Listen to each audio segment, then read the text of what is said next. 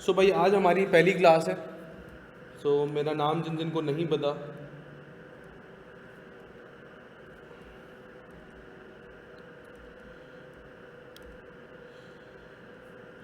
ठीक है भाई, मेरा नाम अरसलान सिद्दीकी है और मैं आप लोगों को PRC 2 पढ़ाऊँगा, क्वांटिटेटिव मेथड्स एंड टेक्निक्स, और इसके साथ साथ जो PRC 4 है, इंट्रोडक्शन टू अकाउंटिंग, उसका कुछ एरिया पढ़ाऊँगा, अराउंड 40% वो मैं पढ़ाऊँगा।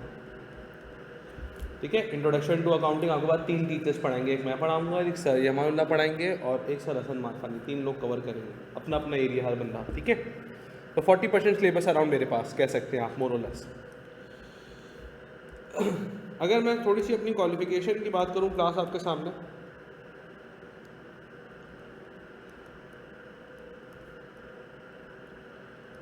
सो नंबर 1 पे आई एम CA फाइनलिस्ट, ठीक है ना, और इसके साथ साथ I have done MBA in finance जो कि रिसेंटली हुआ है। इसके अलावा मैंने अपना ग्रेजुएशन 2016 में किया था। बहुत से लोग होते हैं ना इंटरमीडिएट के बाद आते हैं CA के लिए, जैसे आप लोग हैं, तो मैं इंटरमीडिएट के बाद नहीं आया था, मैं BCom करके आया था। ठीक है, इसके अलावा अकाउंटिंग की एक चीज़ होती है तो हम लोग IFRS बोलते हैं, international financial reporting standards. IFRS की सर्टिफिकेशन भी मैंने करी हुई है अपने पास। इसके अलावा एक चीज़ वर्ड सुना होगा आपने, टैक्स सुना है, तो टैक्सेशन के अंदर भी सर्टिफिकेशन मेरे पास है अल्हम्दुलिल्लाह। इसके अलावा एक और होता है नेशनल फाइनेंस, नेशनल फाइनेंस, इसकी भी हमारे पास अल्लाह का शुक्र है कि इसकी सर्टिफिकेशन भी मेरे पास हुई भी है। ठीक है, इसके अलावा मैंने और कोई 3 नहीं मारा जो मैं लिख सकूँ यहाँ पर। ठीक है ना, अगर मैं अपना टीचिंग एक्सपीरियंस की बात करूँ, क्योंकि फर्स्ट क्लास है तो एक थोड़ी सी इंटरेक्शन मेरी और आपकी होनी चाहिए, ताकि पहले दिन हम और आप एक दूसरे को जान पहचान लें। ठीक है ना, फिर उसका आगे तो कहानी चलती रहेगी। अगर हम टीचिंग एक्सपीरियंस की बात करें प्यारे बच्चों, तो अराउंड कोई पढ़ाते हुए कोई अराउंड हो चुके हैं 10 ईयर्स के करीब, 10 साल हो गए पढ़ाते हुए। और जिसके अंदर जो CA के स्टूडेंट्स हैं,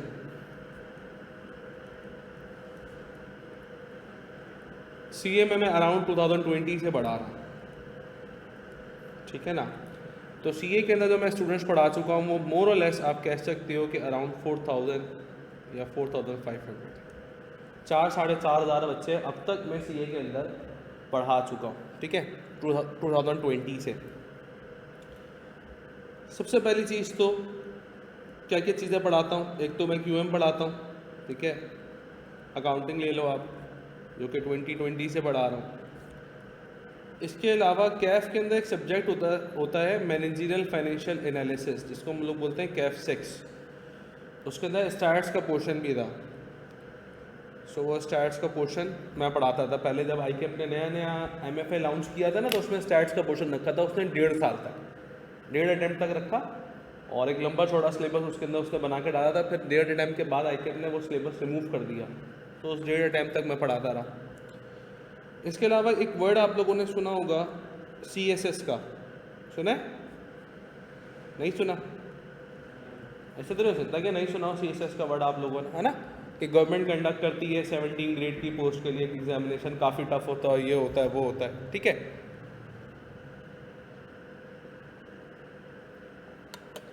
तो CSS 2021 से मैं पढ़ा रहा हूँ, जिसके अंदर एक हमारे पास हमारे पास जर्नल मैथ्स, जो जर्नल साइंस एंड एबिलिटी के अंदर है, GSA सब्जेक्ट है, कंपलसरी सब्जेक्ट है ना, उसके अंदर जर्नल मैथ्स में पढ़ाता हूँ।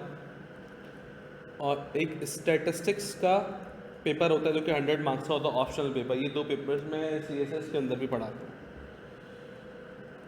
इसके अलावा कितने ऐसे स्टूडेंट्स हैं हमारे पास जो कि अभी A लेवल्स बैकग्राउंड के?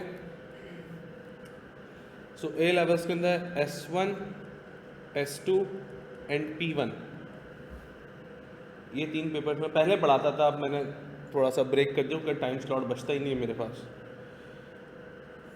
ओ लेवल्स के भी तुम ही होंगे भाई। सो ओ लेवल्स के अंदर maths, add maths and accounts, ठीक है, ये 3 पेपर्स ओ लेवल्स के अंदर देखता हूँ। इंटर वाले या बीकॉम वाले कोई है? नहीं है बीकॉम वाले, चलो बीकॉम वालों के अंदर मैं पढ़ाता हूँ वहाँ पे advance accounting, cost accounting and audit and income tax. BCom के अंदर ये सिर्फ ये 3 पेपर पढ़ाता हूँ। इंटर कॉमर्स के कौन कौन से भाई? इंटर कॉमर्स का कोई है? कौन है? आप है। तो इंटर कॉमर्स के अंदर accounting, maths and stats, accounting part 1 part 2 दोनों की, ठीक है ना। इंटर इंजीनियरिंग कोई है? नहीं है। इंजीनियरिंग बोलो या CS बोलो, कंप्यूटर साइंस बोलो, ठीक है। तो इंटर इंजीनियरिंग और कंप्यूटर साइंस को मैं अपने पास मैथ्स पढ़ाता हूँ सिर्फ। और मेडिकल का कोई है इंटर का? तो मेडिकल को मैं कुछ नहीं पढ़ा, मेरे सब्जेक्ट ही नहीं है मेडिकल के अंदर, मैं क्या पढ़ा, ठीक है ना। तो ये एक छोटा सा इंट्रोडक्शन है भाई जो कि मैंने आपको अपने बारे में दिया, अपने टीचिंग एक्सपीरियंस और अपनी क्वालिफिकेशन के बारे में दिया। इसके अलावा जो सब्जेक्ट आप मुझसे पढ़ने जा रहे हैं,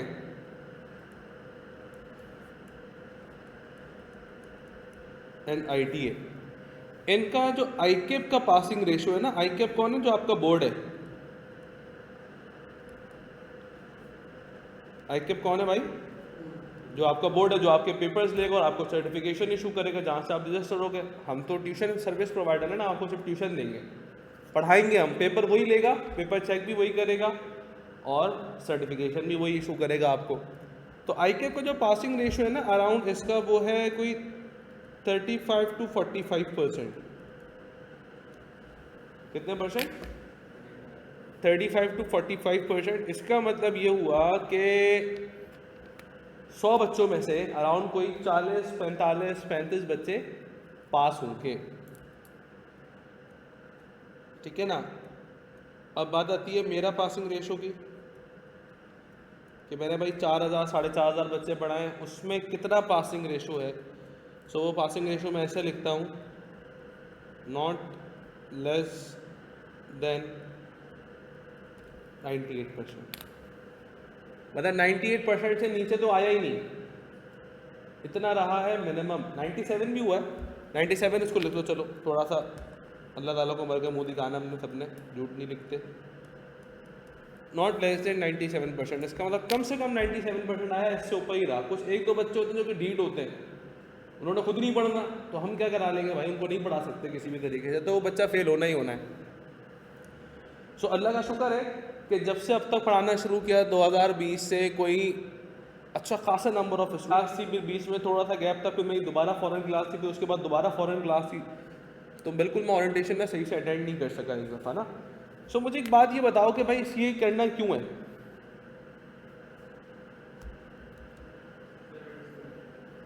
सबसे पहले तो ये होता है ना कि भाई CA करना क्यों है। देखो मिसाल के तौर पे एक छोटा बच्चा होता है ना घर में, जो बोलना सीखता है या चलना सीखता है, वो सबसे पहले पंखे को देखता है, अपने पेरेंट्स से पूछता है कि ये क्या है, तो पेरेंट्स बताते हैं बेटा ये पंखा है, इसको फ़ैन बोलते हैं। फिर वो थोड़ी देर बाद उसका क्या ना क्यों में बदलता है कि ये पंखा क्यों है, सही है, ताकि उसको रीज़न तो पता चले ना, उसको पता चलेगा नहीं यार ये गर्मी लगेगी, ये हवा देगा, नॉर्मल हो जाएगा, उसको कॉन्सेप्ट क्लियर हो गया, अच्छा ये पंखा ऐसा काम है गर्मी से हवा देना, तो ये नॉर्मल कर देता है। तो इसीलिए मेरा पहला सवाल आप लोगों से ये है कि CA करना क्यों है? जवाब, हाँ भाई कुछ लोगों ने तो सोचा होगा ना। हाँ हाँ जी वन है ये तो ओरिएंटेशन वाला मुझे चुका रहा। अपना अपना अपना अपना क्या है कि भाई मैं ये माइंडसेट रख के मैंने ये अपना सोचकर मैंने CA का करने का फैसला किया। मैंने ये सोचा था, अब वो सही है गलत है पता नहीं, मैंने ये सोच के कदम लिया CA में। हाँ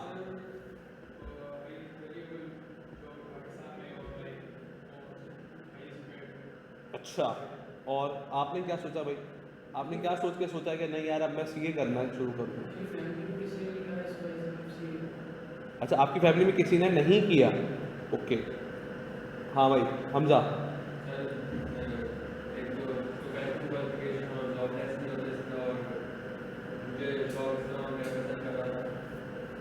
कज़न कहाँ कर रहे हैं? कहाँ से? चलो अच्छे। चलो ओके।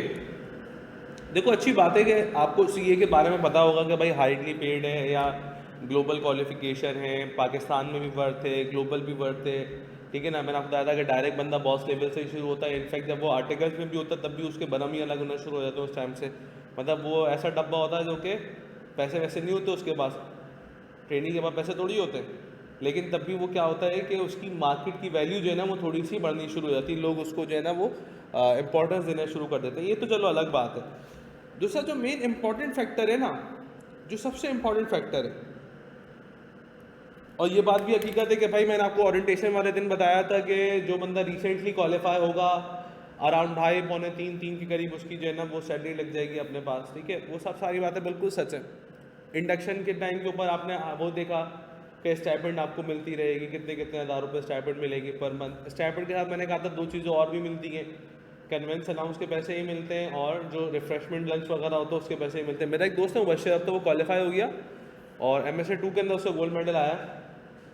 और जो है ना कोविड के टाइम के ऊपर उसका एक क्लाइंट लगा था जो क्या था ओशियन मॉल के अंदर, इंटरनेशनल क्लाइंट था उसका, ओशियन मॉल के अंदर लगा। तो कोविड के टाइम के ऊपर चूंकि सब पब्लिक ट्रांसपोर्ट वगैरह सब बंद हो गई थी, एक गाड़ी में 2 से बैठ ज़्यादा बंदों की इजाज़त नहीं थी सफ़र करने की, याद है ना उस टाइम के ऊपर।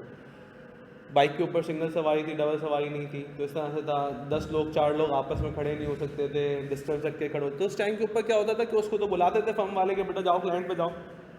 अब क्लाइंट वालों को कहा भाई कि मैं पब्लिक ट्रांसपोर्ट यूज़ करता हूँ, तो पब्लिक ट्रांसपोर्ट अब बंद हो चुकी है तो मैं कैसे आऊँगा। कहने का अच्छा एक काम करें, आपके पास कोई और दूसरा आइडिया है? कहने का हाँ भाई मेरे पास घर में गाड़ी है और मैं उसमें आता हूँ, उसमें आऊँगा अगर आऊँगा तो कहना चल ठीक है, आप घर से गाड़ी लेके आए, रोज़ाना 2000 रुपीज़ फ्यूल के हम आपको देंगे। कितने हज़ार रुपये भाई? 60,000 रुपये तो ऐसे ही हो गए महीने के। वहाँ समझ में आ रही है? मतलब जितनी उसकी स्टाइपेंड नहीं थी उससे 2x तो उन्होंने कन्वेंस अनाउंस दे दिया। तो पता ये चला कि जो खाना लंच वगैरह का हिसाब होगा, बर्गर भी आप ऑर्डर करो या आप उसके साथ ड्रिंक ऑर्डर करो तो वही 1000-1200 रुपये का हो जाता है भाई। छोटा सा बर्गर आप ऑर्डर करो तो कहीं ऐसी जगह का ऑर्डर किया तो गया 2000 रुपये का बिल आपका। तो कहने का मकसद ये है कि पैसा है मार्केट के अंदर, पैसा बहुत है। फिर मैंने एक और मिसाल दी थी आपको, मिसाल के तौर के ऊपर एक बैंक है, उस बैंक के नाम का ऑयल भी आता है। अब मैं बैंक का नाम नहीं ले रहा, उस बैंक के नाम का सिमिलर ऑयल भी आता है, ठीक है ना। उसका एक CFO है, वो भी चार्टर्ड अकाउंटेंट है क्वालिफाइड, ठीक है ना। अराउंड कोई 10-12 साल हो गए उसको क्वालिफाई हुए हुए। उसकी पर मंथ सैलरी 36 लाख रुपए। पर मंथ सैलरी कितनी है? ये मुंह से कहना आसान है, ये मुंह से कहना आसान है। अगर हमें 36 लाख रुपए आज दे दिया है, हम बोलें बेटा इसको काउंट करो, तो हम आधे पैसे गिराएंगे और आधे पैसे काउंट करेंगे, हाथ कब आएंगे कैश काउंट करते टाइम। ऐसा है नहीं है ना में। तो कहने का मकसद क्या है कि भाई पैसा तो है बहुत, मार्केट की वैल्यूएबल जॉब है और एक ऐसी जॉब है जहां पर आपको एक्सपीरियंस के साथ शुरू होगी। 3.5 साल का इंडस्ट्री का एक्सपीरियंस है, जिसमें आपको ऑयल एंड गैस सेक्टर का भी एक्सपीरियंस है, बैंकिंग सेक्टर का भी एक्सपीरियंस है, इम्तियाज जैसे सुपर स्टोर्स है उनका भी एक्सपीरियंस है, फार्मा कंपनी है उसका भी एक्सपीरियंस। 3.5 साल का एक्सपीरियंस आ रहा है। इसके बराबर में जो बंदा MBA कर रहा है वो सिर्फ मुंह का फायर है, मैं तो बोलता हूँ, जो सिर्फ मुंह से बोलने वाला है, असल में उसके पास एक्सपीरियंस कुछ नहीं है। वो यही बोलेगा कि भाई ऐसे ऐसे होता है, लेकिन उससे पूछो भाई ऐसे ऐसा कितनी जगहों पे किया तूने, वो तो ये बोलेगा कि मेरे पास एक्सपीरियंस थोड़ी है, पैसे तो मैं वही मांगूंगा 1 लाख 1.25 लाख 1.5 लाख रुपए। लेकिन चार्टर्ड अकाउंटेंट क्या होगा, वो बोलेगा भाई ऐसे होता है और ऐसे मैं करके आ रहा हूँ। क्यों? क्योंकि उसको पीछे 3.5 साल का एक्सपीरियंस है। तो जो अनएम्प्लॉयमेंट का रेशो है ना, वो उसके लिए ना होने के बराबर है। क्यों भाई? अनएम्प्लॉयड वो होते हैं, आप जॉब एडवर्टाइजमेंट देखो, मेरे पास सैकड़ों जॉब एडवर्टाइजमेंट आती हैं और उन जॉब एडवर्टाइजमेंट के अंदर लीस्ट जो मेंशन है वो है 2 से 3 साल का एक्सपीरियंस। मतलब अगर MBA भी मांग रहे हैं और वो वहाँ पे लिखा हुआ है कि 2 से 3 साल का एक्सपीरियंस हो, तो उसको सैलरी हम दे देंगे अराउंड को 70,000 80,000 लाख के करीब। मतलब एटलीस्ट 2 साल का एक्सपीरियंस। तो मुझे बताएं भाई, वो जो बंदा रिसेंटली वहाँ से पास आउट हो रहा है, MBA जिसने कर लिया IBA वगैरह से 50-60 लाख रुपए खर्च कर दिए, या मिसाल के तौर पर जो इकरा वगैरह से भी उसने कर ली है और 20-25 लाख रुपए खर्च कर दिए, तो वो बंदा कहाँ जाएगा? जॉब एडवर्टाइजमेंट ही तो फिर वही होगा यार कि मैं MBA करने के बाद कोई मैं चिप्स का स्टॉल लगा लेता हूँ या बर्गर लगा लेता हूँ जो कि फेसबुक वगैरह पे आ रहा होता है, तो वो मजबूर है बंदा, उसको डायरेक्शन सही नहीं मिली। लेकिन चार्टर्ड अकाउंटेंसी के साथ ऐसा नहीं होता। क्यों? क्योंकि भाई 3.5 साल का तो पहले एक्सपीरियंस है ना, लीज भी 2 साल का, तो पता चला वो 3.5 साल का तो एक्सपीरियंस है। फिर पता चला जो क्वालिफिकेशन आपने करी वो सुप्रीम क्वालिफिकेशन करी अकाउंटेंसी की। अकाउंटेंसी के अंदर, कॉमर्स फील्ड के अंदर आपके पास चार्टर्ड अकाउंटेंट से बड़ी क्वालिफिकेशन नहीं है, सब्सटीट्यूट ज़रूर है, ACCA कर लो, ICAW कर लो, ICMA कर लो, लेकिन इससे बड़ी तो क्वालिफिकेशन कोई नहीं है चार्टर्ड अकाउंटेंसी। तो कॉमर्स की सबसे बड़ी फील्ड जो है, अकाउंटेंसी की सबसे बड़ी क्वालिफिकेशन वो चार्टर्ड अकाउंटेंसी है, जिसमें आप लोगों के पास, मैं फिर वही रिपीट करूँगा, 3.5 साल का एक अच्छा खासा एक्सपीरियंस होगा इंडस्ट्री का, ठीक है ना। तो मेरा एक सवाल है, मैंने एक सवाल ये लिखना है, जो मेजर सवाल है, हर दफ़ा लिखता हूँ मैं, क्या है भाई? CA होता है, क्या होता है ये तो मुझे पता चल गया, पैसा कितना मिलता है ये पता चल गया। अब ये पता चलेगा CA होता कैसे, तो फिर मैं वैसे वैसे करना शुरू कर दूंगा ताकि मैं भी CA बन जाऊंगा। हाँ जी, तो ये सवाल आप लोगों से, मुझे इसके बारे में आप लोग बताओ कि CA कैसे होता है, कैसे करते हैं CA, क्या करूंगा कि चार्टर्ड अकाउंटेंसी हो जाएगी, बन जाऊंगा इसके बारे में, जबकि मार्केट में बड़ी अफवाहें भी हैं।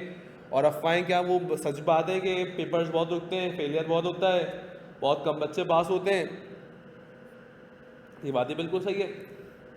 हाँ भाई, तो CA कैसे होता है?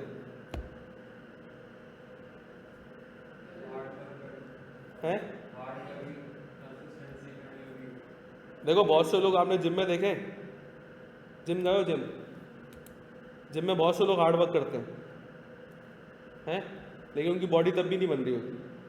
उससे पूछो भाई कितने साल हो गए, वो 30वां साल है आपके भाई को। बोला अच्छा, डंबल कितने का यूज़ करते हो? बोलो 20 किलो का। बोलो बाइसेप किधर है? तो वही नहीं, बात समझ में आ रही है। और एक आपने बंदा देखा होगा जो 6-8 महीने के अंदर थोड़ा सा नजर आना शुरू हो गया कि हाँ यार ये बंदा मेहनत कर रहा है। तो मेहनत तो दोनों कर रहे हैं, लेकिन दोनों की मेहनत के अंदर फर्क है। तो हार्ड वर्क किस डायरेक्शन में हो, हार्ड वर्क अगर करेक्ट डायरेक्शन में होगा तो फायदा देगा आपको, अगर हार्ड वर्क गलत डायरेक्शन में होगा तो भले आप दिन के 22-22 घंटे पढ़े, फायदा नहीं होगा आपको, ठीक है ना। तो CA कैसे होता है? देखो, CA करने का नाम है डिसिप्लिन। जिस तरह से इंसान को अपनी बॉडी बनानी है ना, तो उसमें उसको डिसिप्लिन, जिम जाने से बॉडी नहीं बनती। मैं एक बॉडी बिल्डर का देखा था इंटरव्यू, कहने लगा मैं तो जिम जाता हूँ 3 घंटे 4 घंटे के लिए, लेकिन उसके बाद जो बाहर की लाइफ है 18 घंटे 19 घंटे 20 घंटे की, वो ज़्यादा इंपॉर्टेंट है आपकी बॉडी के ऊपर इफेक्ट करने के लिए। भाई मैं जिम में जाऊँ, कैलोरीज बर्न करूँ, बाहर जाऊँ फिर खाना शुरू कर दूँ, फ़ायदा वो सब बराबर हो जाएगा। तो जिम में मेहनत करने का कोई फ़ायदा ही नहीं होगा। तो कहने का मकसद ये है कि CA जो है ना, वो बॉडी बिल्डिंग की तरीके से एक डिसिप्लिन से होता है। डिसिप्लिन आपकी लाइफ के अंदर है तो CA हो सकता है, अदरवाइज नहीं होगा। ये बात याद रखिएगा अपने पास, ठीक है ना। अच्छा, डिसिप्लिन भी सर कैसे डिसाइड करूं? मुझे एक बात बताया भाई, एक रूटीन फॉलो करते हैं, एक रूटीन आपने अपनी बनानी पड़ेगी। लेट से कि एक दिन में कितने घंटे होते हैं भाई?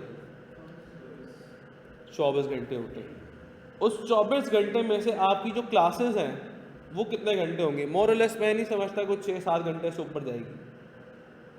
मोरलेस आपकी क्लासेस 6-7 घंटे से ऊपर नहीं जाएंगी। अगर 3 क्लासेस 4 क्लासेस भी हमने लगाई ना, लेट से 7 आवर्स में माइनस कर देता हूँ, कितना बचता है बेटा? कितना बना? 17 आवर्स। 17 आवर्स अवेलेबल है। क्लासेस के बाद दूसरा मेन काम है सोना। हमने है कोई 8 घंटे 9 घंटे की नींद हमें चाहिए, तो सोने के हम निकालते थे कोई अराउंड 8 घंटे। कितने घंटे बचे बेटा? 9 घंटे। अच्छा, बात यह है कि घर से निकलते फ़ौरन तो यहाँ पहुँच नहीं जाओगे, 1 घंटा ट्रैवलिंग का चाहिए आने का, 1 घंटा जाने का चाहिए। कोई करीब भी रहता तब भी उसको फ्रेश होके नहाने धोने का और पहुँचने का 1-1 घंटा तो चाहिए। 2 घंटे आप ट्रैवल के भी निकाल दीजिए इसमें से, कैंपस आने जाने के 2 घंटे आप ये भी निकाल दो। कितने घंटे बचे बेटा? 7 घंटे। अब सर खाना पीना भी तो है, थोड़ा सा है, नमाज वगैरह भी करनी है, तो एक अदर्स करके मैं 3 से 4 घंटे और 3 घंटे और माइनस करता हूँ। कितने बचे? अब मैंने खाना पीना भी निकाल दिया, आना जाना भी निकाल दिया, क्लासेस भी निकाल दी, सोना भी निकाल दिया, ये बचे 4 घंटे। अब जब ये 4 घंटे मेरे पास बचे, इस 4 घंटे में क्या करूँगा? देखो सिर्फ क्लासेस लेके बंदा क्वालिफाई नहीं हो सकता, ये बात याद रखना, अनटिल एंड अनलेस वो बंदा जीनियस ना हो। जीनियस कौन होते हैं? जीनियस वो बंदे होते हैं जिसको बोलना होता है बेटा कि ये मैथ्स है, वो एक्सट्रीम तक खुद चला जाता है, उसको ज़रूरत नहीं होती, उसको जब हिंट देनी होती है बेटा अच्छा ये काम सिंप्लीफाई का हम सिंप्लीफाई लिखेंगे तो हमें बताना होगा सिंप्लीफाई का, तो जीनियस वाला बंदा वो अच्छा सिंप्लीफाई का मतलब है रिड्यूस करना है, इसको सॉल्व करना है मैंने। आम बंदे को हमने सिंप्लीफाई का मतलब बताना होगा। आइए मेरी बात समझ में, हम फॉर्मूला लिखते हैं ए प्लस बी का होल स्क्वायर बराबर होता है A square plus 2ab plus B square के। जीनियस क्या होगा, उसको पीछे का उसको पूरा बैकग्राउंड पता होगा कि ये कहाँ से वो होकर आ रहा है, हमें सिर्फ फॉर्मूला ही याद है भाई, ठीक है ना। तो कहने का मकसद ये है कि वो बंदा जो कि नॉर्मल बच्चा है उसके वो ये 4 घंटे क्या करे, वो ये 4 घंटे अपने पास करेगा सेल्फ स्टडी। क्या करेगा? मैंने आपको क्या बोला, सिर्फ क्लासेस लेके सीए नहीं हो सकता, इस बात को याद रखना। मैं आपको पहले दिन डे 1 पे बता रहा हूँ, सिर्फ क्लासेस लेके आप क्वालिफाई नहीं कर सकते अगर आपकी सेल्फ स्टडी नहीं है। तो ये सेल्फ स्टडी एक ऐसा, आप कह सकते हो एक ऐसा माजून है जो कि आपको पेपर पास कराएगा 100%। जिसकी सेल्फ स्टडी नहीं है उसका पेपर पास नहीं होना है, इस बात को याद रखिएगा, ठीक है। और दूसरी चीज़, हमेशा अपने टीचर से जो है ना उसके सब्जेक्ट आर्ट्स पता कर लो कि कोर्स की ड्यूरेशन कितने आर्ट्स की है। एक और दूसरा एक ऑप्शन बता रहा हूँ, मिसाल के तौर के ऊपर मैं आपको बोलता हूँ भाई क्यूएम के लिए मुझे 120 से 150 घंटे चाहिए। हम पूरे मार्च तक 120 से 150 घंटे पढ़ेंगे, ये मैं पढ़ाऊँगा आपको। इसी के साथ साथ आपकी जो सेल्फ स्टडी हो ना वो भी अराउंड 100-120 घंटों की ही हो। मतलब मिनिमम टाइम जो आपने क्यूएम को देना होगा, फॉर एग्जांपल वो 220 घंटे हैं और मैक्सिमम 270 घंटे। मुझे एक बात बताए ना, आज क्या तारीख है? 25 तारीख है। नवंबर को गुजार दें, दिसंबर, जनवरी, फरवरी, 3 महीने ये वाले, और फिर मार्च के आप लगाओ स्टार्टिंग के कोई अराउंड 10 दिन, तो कितने होगा ये? 3 महीने और 10 दिन, 100 दिन हो गए, और 5 दिन, चलो ये भी काम कर लो, 105 दिन हो गए। मुझे बताएं अगर मैं 220 को डिवाइड कराता हूँ 100 से, कितना बनता है? 2.2 आवर्स डेली। जिस 2.2 में से 1.5 आवर्स की तो मेरी क्लास ले लूँगा ना मैं, हैं 1.5 आवर्स तो मेरे हैं ना क्लास लेने के, मैं पढ़ाऊंगा आप लोग। आपके कितने हैं रोज के? कितना भाई? 0.7 आवर ना। 0.7 आवर का मतलब है अराउंड कोई 42 मिनट्स।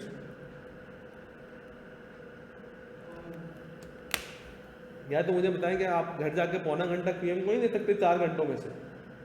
4 घंटे पढ़ना है ना घर जाके, तो 1.5 घंटे की तो मेरी क्लास ले ली, बचा पौना घंटा, वो आप घर जाके रिवाइज कर लो, खत्म हो गई बात, पेपर पास हो जाएगा। कौन सा बड़ा मसला है? लोगों को ये सिंपल मैथ समझ नहीं आती। जिस बच्चे को ये 42 मिनट, भाई 42 मिनट्स क्या है? कुछ भी नहीं है, मैं बोलता हूँ यार, कुछ भी नहीं है। जबकि हमने अपने कोर्स का डबल पढ़ा है, कोर्स पढ़ा भी है, उसको उतने घंटों में रिवाइज भी किया है। तो 42 मिनट्स घर जाके पढ़ने हैं यार, कोई बड़ी बात नहीं है। हम घर बाहर जाते हैं ना, 200 के साथ फ्राइज खा के आते हैं, उसमें 1.5-2 घंटे लगा देते हैं फजूल में। फैसला फ्राइज खानी थी 150 रुपये की, 2 घंटे लगा के आए, 1.5 घंटे लगा के आए। आ रही मेरी बात समझ में? तो कहने का मकसद ये है प्यारे बच्चों कि इस 42 मिनट्स को आपने रोजाना घर जाकर पढ़ लेना, खत्म हो गई बात, आपका पेपर एक पास हो जाएगा। तो इसी तरीके से होगा ये कि आप जब बाकी 5 सब्जेक्ट के आर्ट्स कैलकुलेट करोगे ना, तो रोजाना 5 सब्जेक्ट तो पढ़ने नहीं है रिवाइज करने में, ठीक है। आप रिवाइज कौन कौन से करोगे? जिसका आपको होमवर्क मिला होगा, जिसका आपको असाइनमेंट मिला होगा, वही आप करोगे। तो पता ही चलेगा कि आपने भाई PRC 2 करना था, PRC 4 करना था और PRC 5, आज ये टास्क था हमारा, 4 घंटे पढ़ना है। तो भाई 4 घंटे में से 1.5 घंटा इसको दे दो, 1.5 घंटा इसको दे दो, 2 घंटे इसको दे दो, खत्म हो गई बात। एलोकेट कर दो ना इस हिसाब से, तो ज़्यादा पढ़ लोगे। रोजाना तो 5 सब्जेक्ट आप रिवाइज नहीं कर सकते ना करनी चाहिए, मैं बोलता हूँ। माइंड पजल रहेगा, सिलेक्टेड करें, डेज डिवाइड करें। भाई इस दिन में अकाउंटिंग और मैथ्स वीक में पूरे 6 दिन रिवाइज करोगे, एक दिन को माइंड को रेस्ट देंगे, ठीक है ना। लेकिन बाकी जो सब्जेक्ट्स होंगे, इंग्लिश हो गया, इकोनॉमिक्स हो गया या ITB हो गया, उसको आप प्रोपोर्शनल कर लो कि भाई 3 दिन ये करूँगा या 4 दिन वो करूँगा या 4 दिन ऐसा कॉम्बिनेशन बना लो। तो रोजाना 3 पेपर्स का अपने पास कॉम्बिनेशन ईजीली बनाकर आप सेल्फ स्टडी अराउंड कोई 3 आवर्स 4 आवर्स आराम से कर सकते हैं। मैं आपको बताऊँ, कोई बड़ी बात नहीं है। और प्लस आजकल का जो दौर है ना, मैं आपको बताऊँ, जब मैंने अपना ये स्टार्ट किया था ना, तो उसके ऊपर टीचर व्हाइट बोर्ड के ऊपर पढ़ाता था पूरी क्लास में, इधर दीवार से लेकर इधर दीवार तक व्हाइट बोर्ड लगे होते थे। तो उस टाइम पे क्या होता था कि मैं क्लास में एंटर हुआ 15 मिनट लेट, टीचर ने बोर्ड पे लिखा और बोर्ड पे लिखने के बाद उसने मिटाकर दूसरा लिख दिया। अब जब मैं 15 मिनट लेट पहुंचा तो जो उसने मिटाकर दूसरा लिख दिया है, तो मिटा हुआ तो मुझे नहीं पता, या मुझे पता है नहीं पता। अब मैं टीचर को बोलूँगा मुझे रिवाइज कराओ, उठ के मारेगा मुझे, बोलेगा यार 200 बच्चे टाइम पर आए हैं, तू एक बच्चा लेट आया है और मैं 200 बच्चों को रोक के तुम्हें एक को मैं वो मिटाऊँ, वो भी कराऊँ जो मैंने मिटा दिया है, तो वो कभी भी आपको रिवाइज नहीं करवाएगा। लेकिन आजकल का जो दौर है ना, उसमें फिजिकल क्लासेस भी हैं प्लस ऑनलाइन भी है, और प्लस उसमें क्या है रिकॉर्डेड भी है। तो उसमें होता ये कि मिसाल के तौर के ऊपर आज मैं कैंपस पहुंचा तो सही, लेकिन 10 मिनट लेट हो गया, 15 मिनट लेट हो गया, कोई मसला नहीं, शाम में लेक्चर अपलोड होगा, 15 मिनट देख लेना। लेकिन रिकॉर्डेड लेक्चर देखो, हमेशा हर चीज़ का ना इंसान गलत फ़ायदा उठाता है। मैं आपको बताऊँ, जैसे कि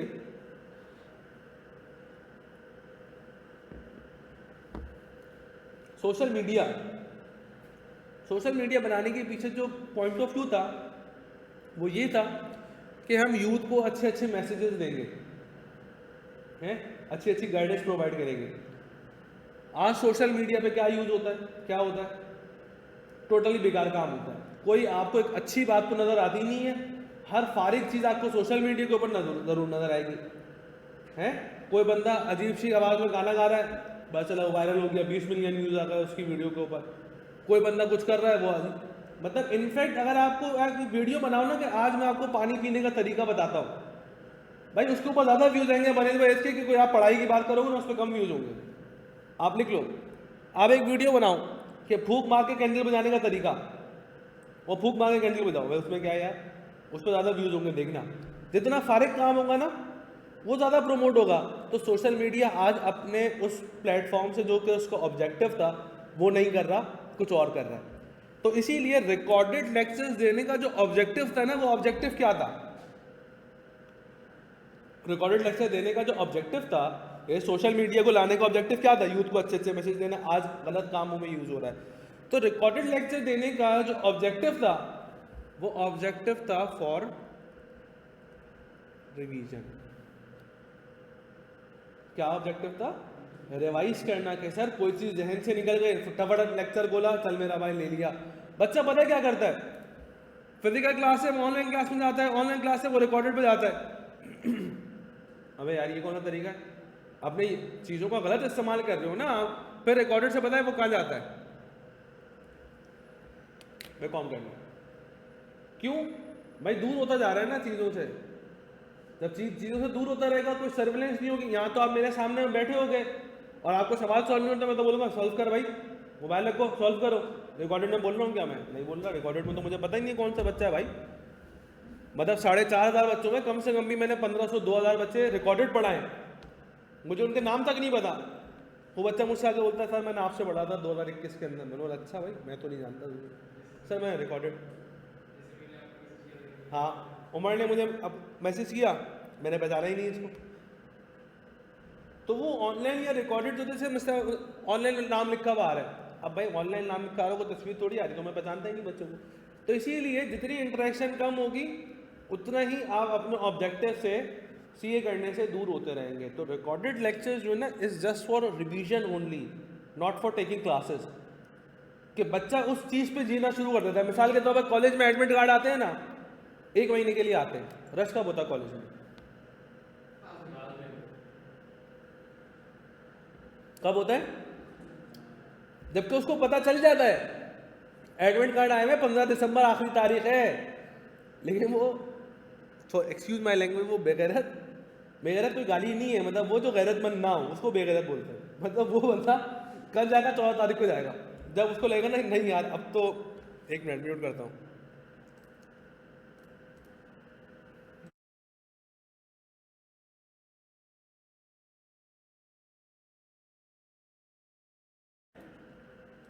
तो कहने का मकसद ये है कि भाई वो काम बंदा पहले ही करे ही नहीं ना, टाइम पे काम कर लो। फिजिकल क्लासेस ले लो भाई, सबसे बेस्ट होती है फिजिकल क्लासेस। मैं आपको बताऊं, फिजिकल क्लासेस का कोई सब्स्टिट्यूट नहीं है, कोई सब्स्टिट्यूट नहीं है। ऑनलाइन क्लासेस तब आप कर सकते हो, मिसाल के तौर पे ऊपर, यार आज मेरी बाइक खराब हो गई, यार जिस कन्वेंस से मैं आता हूँ वो कन्वेंस नहीं है, कोई छोड़ने वाला नहीं है। ख़ास तौर पे हमारी फीमेल स्टूडेंट के साथ ये इशू होता है कि यार ऑनलाइन क्लासेस हम ले लेते हैं, फादर छोड़ने वाला नहीं है, भाई छोड़ने वाले नहीं है अभी, है ना, कुछ घर वाले अलाउ नहीं करते कि आप पब्लिक ट्रांसपोर्ट यूज़ करो, तो उन लोगों के लिए बेस्ट है यार आप ऑनलाइन ले लो क्लास। लेकिन ले लो, लाइव ले लो, तो क्या है डिसिप्लिन में रहेगा बंदा। बंदा जितना ढीला होता रहेगा ना उतना ही ढीला हो जाएगा। मिसाल के तौर के ऊपर हम सब मुसलमान हैं, ऐसा ही है ना, है भाई? मैंने अपने साथ एक एक्सपेरिमेंट ऑब्जर्व किया कि कुछ टाइम पहले ऐसा होता था कि यार यहाँ अजान हुई, अजान हो रही है, मैंने सारे अपने काम छोड़े और मेरा भाई वضو करने गया, नमाज अदा हो गई, पढ़ ली नमाज उस टाइम की। लेकिन जिस टाइम मैंने सोचा कि नहीं यार अभी अजान हो रही है और अजान का टाइम 6:30 बजे तक है, नमाज का टाइम 6:15 बजे पढ़ लूँगा, वो नमाज मिस, वो नमाज मिस। मेरे साथ तो ऐसा हुआ है।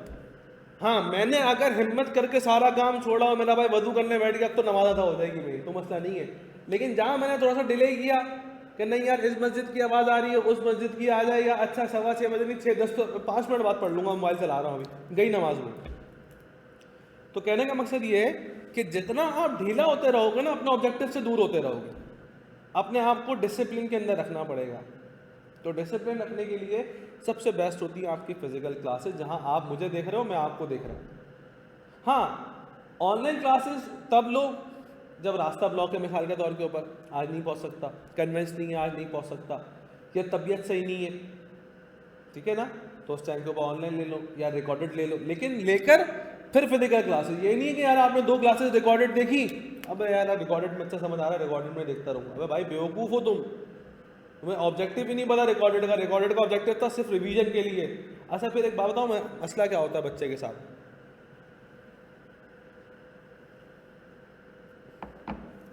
मिसाल के तौर के ऊपर मैंने बोला 2+2 बराबर होता है किसके? 4 के, है ना, ये मैंने नॉर्मल बोला है। अभी रिकॉर्डेड में बच्चा देखता है 4x के ऊपर, रिकॉर्डेड में बच्चा देखता है 4x के ऊपर। 4x में पता है मैं क्या बोलूँगा? मैंने ये बोला निकल गया मैं। 4x के ऊपर देख रहा है ना, 4th स्पीड के ऊपर देख रहा है। क्यों? वो लेक्चर बहुत सारे पेंडिंग हुए ना पीछे, पता चला वो QM के 15 लेक्चर पेंडिंग है, इकोनॉमिक्स के 20 लेक्चर पेंडिंग है, अकाउंटिंग के 50 लेक्चर पेंडिंग है, तो वो 4x के ऊपर देख रहा है। तो जब 4x पे देख लिया तो लेक्चर नाम के लिए पूरा हुआ, पीछे जो बैकग्राउंड या कॉन्सेप्ट क्लियर होता है वो नहीं हुआ, सिर्फ नाम का लेक्चर पूरा होगा कि भाई लेक्चर पूरे कर दिए। अरे तो उस्ताद लेक्चर पूरा करने का नाम थोड़ी सी ये करना था, साथ साथ सेल्फ स्टडी भी तो करनी थी, वो टाइम ही नहीं बचा उसके पास। आ रही मेरी बात समझ? तो कहने का मकसद है बेटा इन सारी चीज़ों को ना आपने सोच समझ के यूटिलाइज करना होगा। क्योंकि देखो ये जो टाइम है ना, जो इंटरमीडिएट के बाद का टाइम है या A लेवल्स के बाद का टाइम है, ये बड़ा क्रूशल होता है, बड़ा इंपॉर्टेंट। इंटरमीडिएट क्यों बोलते हैं? क्योंकि ये स्टेज थोड़े वक्त के लिए ही होती है। इससे पहले एक इंसान जो बच्चा होता है, इंटरमीडिएट के बाद वो बड़ा होना शुरू हो जाता है। तो इंटरमीडिएट की जो स्टेज है ना वो बहुत थोड़ी सी है। जैसे तो भाई टीन एज हम बोलते हैं, टीन एज का जो लाइफ साइकिल है वो कितना सा है? छोटा सा ही है ना। ऐसा थोड़ी वो टीन एज जो है वो 25 साल 30 साल तक चलेगी, नहीं भाई। तो इसीलिए होता ये है कि जो इंटरमीडिएट की जो स्टेज है ना, और A लेवल्स के बाद इंटरमीडिएट के बाद, वो बहुत थोड़ी सी टाइम के लिए होती है भाई। उससे पहले आप बच्चे थे, 6 महीने गुजरोगे आप बड़े हो जाओगे, तो मुस्तकबिल के बारे में सोचना पड़ेगा भाई। कब तक अपने माँ बाप को जो है ना वो पैसे मांगते रहेंगे या करते रहेंगे? मैं सिंपल सी बात बोलता हूँ कि हर किसी के पेरेंट्स है ना काफ़ी कुछ सेक्रीफाइस करते हैं अपने औलाद को बड़ा करने के लिए, ठीक है। अब वो उसके अम्मा अब्बा भले करोड़पति हो या उसके अम्मा अब्बा भले गरीब हो, ठीक है ना, भले उनके घर में जो है वो 4 करोड़ रुपये महीने की इनकम आती हो या 40,000 रुपये इनकम आती हो, हर बंदा सेक्रीफाइस करता है। 4 करोड़ वाला भी अपने हिसाब से सेक्रीफाइस कर रहा होगा, वो भी सोच होगा यार हेलीकॉप्टर ले लूँ, नहीं मर्सिडीज से काम चलाना पड़ रहा है, सेक्रीफाइस कर रहा है वो भी। और 40,000 वाला भी सोचता होगा मैं यार गाड़ी ले लूँ, लेकिन नहीं ले पा रहा होगा, बाइक पे गुजारा कर रहा होगा। तो हर किसी के पेरेंट्स सेक्रीफाइस करते हैं अपनी औलाद को बड़ा करने में, ठीक है। औलाद ये बोलती है भाई ये उनका फ़र्ज़ है, पता नहीं कहाँ ऐसी औलाद है तो थप्पड़ मार मार के अल्लाह दुरुस्त कर देनी चाहिए, भाई फ़र्ज़ है। एक तो माँ बाप तुम्हें पाल भी रहे हो, फिर तुम भाई तुम्हारा फ़र्ज़ है, तुमने कौन सा तीर मारा।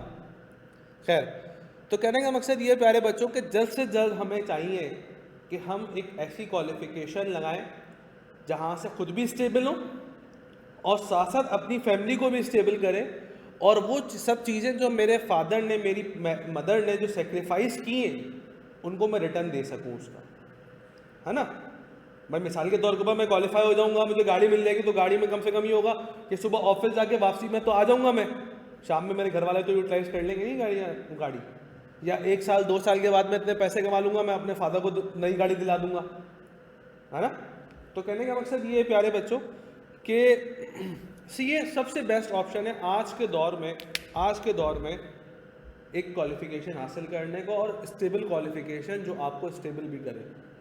मैंने आपको बताया था ना KPMG लंदन के अंदर एक बंदा रिसेंटली क्वालिफाई हुआ, मैं शायद साल या 1.5 साल या 2 साल हुए उसको क्वालिफाई हुए पे, और वो KPMG लंदन के अंदर पोस्टेड है। मैं उसका इंटरव्यू देख रहा था फेसबुक के ऊपर, तो 15,60,000 रुपये उसकी सैलरी है, ठीक है। मतलब 2 साल ही हुए उसको क्वालिफाई हुए पे, यहाँ होता तो वो 3, 3.5, 4 पे होता। भाई 4 लाख रुपए कहना ही मुंह से आसान है, वो हकीकत बात है, मुंह से कहना आसान है, लोगों के सालों लगते हैं, लाख, 1.25 लाख, 1.5 लाख आने में। मतलब कितनी सैलरी है? 1 लाख रुपए सैलरी। कितने साल होगा? बोलो 8 साल का एक्सपीरियंस है, बीकॉम किया था, 8 साल का एक्सपीरियंस है। तो सर वो बीकॉम किए बंदे की कितनी सैलरी लगती है? 25-30 हज़ार रुपए की। पता है आपको? ग्रेजुएशन आप करो और फिर नौकरी ढूंढो एक तो नौकरी नहीं मिलेगी क्योंकि वही 2 साल का एक्सपीरियंस है एटलीस्ट, और अगर बाई चांस मिल भी गई कहीं एज अ फ्रेशर की नौकरी, एज अ फ्रेश एक्सपीरियंस की नौकरी, तो वहाँ आपको सैलरी देंगे 20,000 रुपये, 22,000 रुपये, 25,000 रुपये। बुक को बहुत तीर मारा तो 30,000 रुपये, बस इससे ऊपर नहीं पैसे मिलने आप, ठीक है ना। वो भी 100 में से 2 लोगों को, 4 लोगों को मिलेगी, वरना हर बंदा चाहता है कि भाई मैं अगर 25-30 हज़ार रुपये, 40,000 रुपये किसी बंदे को दूँ तो उसको काम सिखाना नहीं पड़े, बिठा के काम थोड़ी सिखाऊंगा भाई, काम सिखाने के पैसे थोड़ी, काम लेने के पैसे दे रहा हूँ उसको मैं तो कहने का मकसद ये प्यारे बच्चों कि आज के दौर में सीए से बेहतर ऑप्शन मेरी नज़र में तो कोई नहीं है। हाँ मेडिकल भी है लेकिन तब जब एमडी गेट क्लियर हो जाए। इस दफ़ा अराउंड कोई 36,000 बच्चों ने एमडी गेट का टेस्ट दिया। पता है कितनी सीट्स के लिए? नंबर ऑफ सीट्स कितनी है? Less than 1800। 1800 सीट से भी कम सीट्स अवेलेबल हैं, और कैंडिडेट कितना है? 36,000। 36,000 बच्चा है और अवेलेबल सीट्स कितनी है? 1800। तो भाई 36,000 में से 1800 को सीट मिल जाएगी, मिल गई। फिर कुछ होंगे जो कि सेल्फ फाइनेंस वाले होंगे, वो सेल्फ फाइनेंस पे अपनी पूरी सीट परचेस कर लेंगे प्राइवेट की, ठीक है ना। प्राइवेट को मजाक थोड़ी भाई 2-2, 3-3 करोड़ रुपए खर्च होते हैं प्राइवेट MBBS करने में जाओ। तो कहने का मकसद है कि बाकी जो बल्क क्वांटिटी बची है 36,000 में से 6,000 चले जाएंगे, 6,000 भी नहीं जाएंगे, 2-3 हज़ार लगा लो तो 33,000 बच्चा बचा, वो किधर जाएगा? जो 33,000 बच्चा है ना, वो किधर जाएगा? आज के दौर में सीए के अंदर पहले होता था कि यार कॉमर्स वाला बच्चा आता है, भाई आज के दौर में कॉमर्स वाले से ज़्यादा तादाद जो ना मेडिकल वालों की है। क्यों? वो राने दरगाह हो चुका है बच्चा, वो किसी यूनिवर्सिटी का एप्टीट्यूड टेस्ट दे नहीं सकता क्योंकि उसको मैथ्स वगैरह आती नहीं है, 2 साल तक तो नहीं पढ़ा उसने तो वो अल्टीमेटली क्या बोलता है, यार सीए कर लेता हूँ चलो। तो आज की डेट के अंदर कॉमर्स से, इंजीनियरिंग से ज़्यादा इनरोल होने वाला बच्चा जो है प्री मेडिकल का, ये हकीकत बात मैं आपको बता रहा हूँ। हमारे पास जनवरी बैच है, जनवरी बैच के अंदर अराउंड कोई दूसरी बच्चे मिलाकर और उसके मेडिकल के बच्चे मिलाकर कोई 7-8 बच्चों का डिफरेंस है। मतलब 7-8 बच्चे ज़्यादा मेडिकल के एज कम्पेयर टू इंजीनियरिंग और कॉमर्स के। तो इसीलिए आज के दौर में जो है ना, सब लोग मूव करते हैं चार्टर्ड अकाउंटेंसी की तरफ। मैं बोलता हूँ उनके लिए भी राइट टाइम है कि अपने मेडिकल में उन्होंने इम्पैक्ट डाल दिया कि नहीं यार नहीं हुई पास, सीए कर लेते हैं, ये सबसे अच्छा ऑप्शन है उनके लिए। ठीक है, हमारे पास एक टीचर है सर इम्तियाज़, बिजनेस लॉ पढ़ाते हैं, शायद आप लोगों ने कभी देखा होगा या कभी नाम सुना होगा, नहीं सुना होगा तो देख लेंगे, मिल लेंगे आप लोग, मसला नहीं है। मैंने उनसे एक दिन ऐसे ही पूछा, क्योंकि मेरे भी उस्ताद हैं वो, और उस्ताद क्या, उस्तादों के उस्ताद है, मैंने उनसे बिजनेस लॉ पढ़ा था, तो उनको सीए के अंदर पढ़ाते हुए अराउंड कोई 28 साल हो गए थे। ये मैं बता रहा हूँ मैं आपको 2019 की, 28 साल हो चुके थे, तो आज 6 साल गुजर गए 2019 में, है ना, तो 28 में 6 ऐड करेंगे तो कितने हो गए आपके पास, ये 34 साल का एक्सपीरियंस है उनको सीए पढ़ाने का, सीए में लॉ पढ़ाने का। तो मैंने उनसे पूछा कि सर अगर आप अपनी नज़र में देखो, आपने तो दुनिया देखी है ना, मैं मुझसे 4 गुना ज़्यादा दुनिया देखी आपने, तो मैं तो आपके बच्चों से भी छोटा हूँ, उनके बच्चे ही मुझसे बड़ी उम्र के सारे। तो मैंने उनसे बोला कि सर आपने तो ज़्यादा दुनिया देखी है मुझसे, आप मुझे बताएं कि आज के दौर में एक बच्चा इंटरमीडिएट करे तो उसको कौन सी क्वालिफिकेशन लेनी चाहिए। कहने लगे अगर मैं अपने आप को रिवाइंड पे लेके जाऊं और मैं इंटरमीडिएट करूं तो मैं आज के बाद सिर्फ सीए करूंगा और कुछ नहीं करूंगा। मैं अगर इंटरमीडिएट में चले जाऊं कि अपनी लाइफ को दोबारा रिवाइंड करूं और मैं ऐसा बन जाऊं जैसे जो इंटरमीडिएट करता है, तो मैं उसके बाद सिर्फ और सिर्फ चार्टर्ड अकाउंटेंसी करूंगा और कुछ नहीं करूंगा। ये उनके एग्जैक्ट अल्फाज हैं जो मैं आप लोगों को दे रहा हूँ। तो यार वो बंदा अब बाबा की उम्र का हो गया, कोई 65 साल 70 साल की एज के करीब हो गए, 65 साल के अराउंड हो चुके हैं वो। तो उन्होंने जो 65 साल की ज़िंदगी अपना देखा, तो वो एक्सपीरियंस बता रहे कि यार अगर मैं बच्चा बन जाऊँ दोबारा तो मैं सिर्फ सीए करूँगा और कुछ नहीं करूँगा। क्यों? क्योंकि उनको वर्क पता है ना कि यार मैंने एलएलबी भी किया है, एलएलएम भी किया, जबकि लंदन से उन्होंने एलएलएम किया है, मास्टर्स जो है लॉ के अंदर उन्होंने लंदन यूनिवर्सिटी से किया है, लेकिन उसके बावजूद भी वो ये बोलते हैं कि अगर मैं पीछे चला जाऊँ तो मैं सिर्फ सीए करूँगा और कुछ नहीं करूँगा।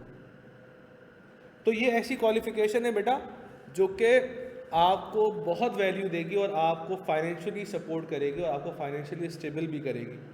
ठीक है, और जिसका सबसे आसान तरीका मैंने आपके सामने अपनी डेली रूटीन लिखी है कि ये डेली रूटीन आप फॉलो करोगे। ठीक है ना।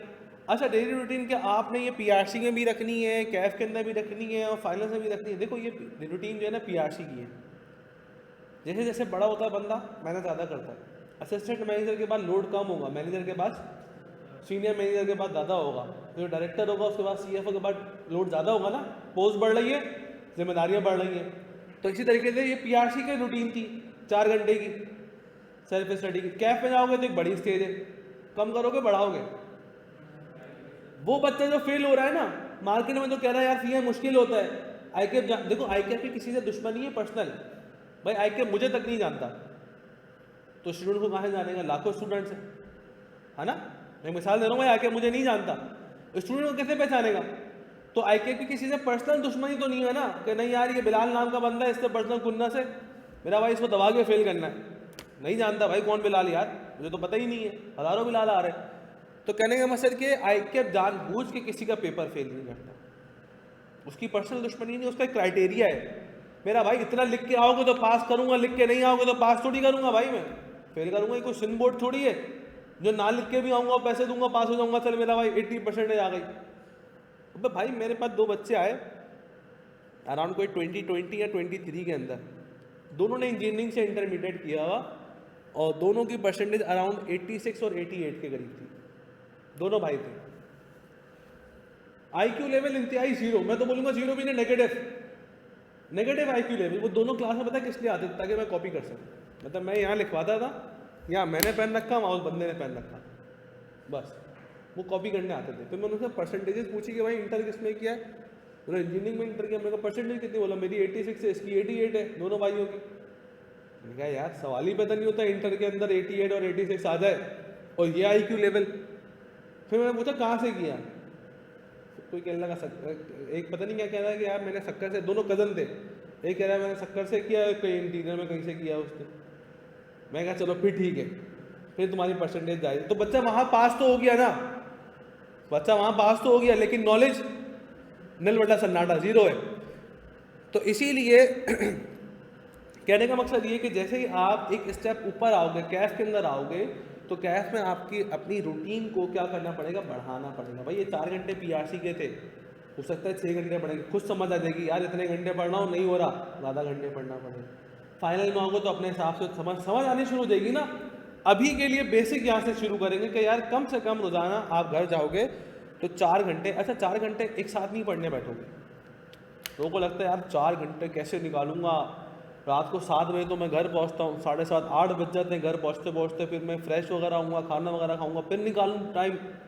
जरूरत नहीं है भाई। मेरी टाइम के ऊपर मुझे याद है कि मैंने हमेशा जो याद करने वाला काम है ना वो सुबह सुबह किया है उठकर। मुझे शाम के टाइम के ऊपर, दिन के टाइम के ऊपर, रात के टाइम के ऊपर याद नहीं होता। सुबह सुबह मैं फ्रेश होऊंगा, 7 बजे 7:30 बजे उठूंगा और मेरा भाई उस टाइम में याद करूंगा, धनाधन मेरे को याद होगा। शाम का टाइम या रात का टाइम मैं रखता था अपने प्रैक्टिस वाला, क्योंकि मुझे उस टाइम के वो मज़ा आता था। तो मैंने अपने हिसाब से टाइम एलोकेट कर लिया कि नहीं यार 2 घंटे इधर निकाले, 2 घंटे ऊपर निकाले, ऊपर वाले सुबह वाले याद करने गए, शाम वाले रात वाले प्रैक्टिस करने। आप अपने हिसाब से निकाल लो ना यार, क्या मसला है। आपको लगे नहीं यार मैं रात में अच्छा याद करता हूँ, रात में याद करो, मसला नहीं है। आपको लगता है सुबह याद करता हूँ, सुबह याद करो। अपने हिसाब से रूटीन को सेट कर लो, लेकिन सेट होनी चाहिए अराउंड 4 आवर्स के अगेंस्ट ही। और ऐसा नहीं कि रोजाना 4 आवर्स करो और अभी आज से 4 आवर्स करो, आदत नहीं है जिस्म को। जब हम बॉडी बिल्डिंग के लिए जाते हैं, जिम के लिए जाते हैं, तो क्या होता है वो 3 महीने 4 महीने तो हमसे बेसिक एक्सरसाइज कराता है। फिर बोलता है अच्छा नहीं आप एक काम करेंगे, आपका बाइसेप डे अलग हो जाएगा, शोल्डर डे अलग कर देंगे, चेस्ट का डे अलग कर देंगे, लेग्स का दिन अलग कर देंगे। अब क्या प्रोफेशनल थोड़ा सा बड़ा हो गया ना बच्चा, समझ आ गई है। तो उसमें होगा ये कि आपने शुरू में स्टडी करनी है 2 घंटे से, एक हफ्ता स्टडी करो 2 घंटे, है ना। फिर जब एक हफ्ता गुजर जाए फिर 2 घंटे को बढ़ाओ, 3 घंटे पे आओ। आप देखोगे 3 हफ्ते बाद ही 4 घंटे के ऊपर आ जाओगे, खत्म हो गई बात, आ गए ना बैलेंस के ऊपर। जैसे हमको आदत पड़ गई, माइंड सेट को आदत पड़ गई। मैं आपको बोलूँ हमारा जो बॉडी है ना वो चलती है हमारे माइंड से, हमारा माइंड इसको चलाता है। इसको आदत बना ली ना कोई प्रेशर है, ना कोई चीज़ हार्ड है, ना कोई चीज़ आसान है, सारी चीज़ें बच्चों वाली हैं, सारी चीज़ें मॉडर्न है। ये हम अपने माइंड से सोच लेते हैं कि नहीं यार जहाज़ बनाना तो बहुत मुश्किल है। जैसे मैं जो सोच रही हूँ यार जहाज़ बनाना बहुत मुश्किल है, वो कुछ जिन्नात ने बनाया जहाज़, क्या कुछ ने बनाया, इंसानों ने बनाया यार, मेरे जैसा ही है वो बंदा भी। लेकिन क्या उसने अपने माइंड सेट को उस हिसाब से बना लिया, तो उसने वो काम करना शुरू कर दिया। हमने अपने माइंड सेट को हिसाब से बनाने के बाद अकाउंटेंसी करनी है, ये काम करना है आगे, तो अपने माइंड सेट को उसी तरह से बनाना शुरू करूँगा, उसी तरीके से स्टडीज़ करना शुरू करूँगा, ताकि मैं आगे अपनी क्वालिफाई हो सकूँ, पढ़ाई कर सकूँ। आ रही है मेरी बात समझ में? तो कहने का मकसद ये है, सारी बातों का समरी ये है कि बेटा मेहनत करनी है, मेहनत के बगैर अचीवमेंट नहीं होगी आपके पास। विदाउट अचीवमेंट जो है ना, विदाउट मेहनत अचीवमेंट आपके पास नहीं होगी, फिर फेलियर का रास्ता ही देखेंगे आप लोग। किसी का कोई सवाल है तो मुझसे कर लो, चलो शाबाश। फिर आप इस हवाले से जितना मैंने आप जितनी देर बोला 1 घंटे।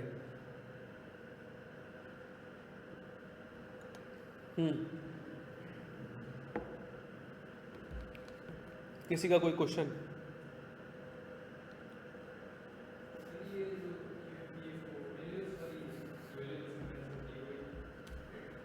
यार A11 में मैथ्स में बहुत सारे टॉपिक ऐसे हैं जो कि नहीं है या QM के अंदर है, ठीक है। फिर आप फर्दर मैथ्स पढ़ लेते हो फिर वो टॉपिक कवर होते हैं आपके। अगर फर्दर मैथ्स नहीं दिया हुआ तो फिर कुछ टॉपिक होंगे जो कि एडिशनल होंगे, न्यू होंगे तुम लोगों के लिए, वो तुम्हें पढ़ने होंगे।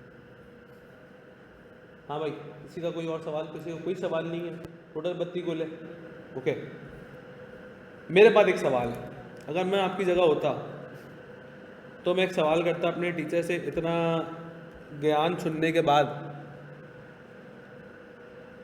मैं यहाँ आता और मैं इस डिफरेंस के बीच में पूछता कैसे।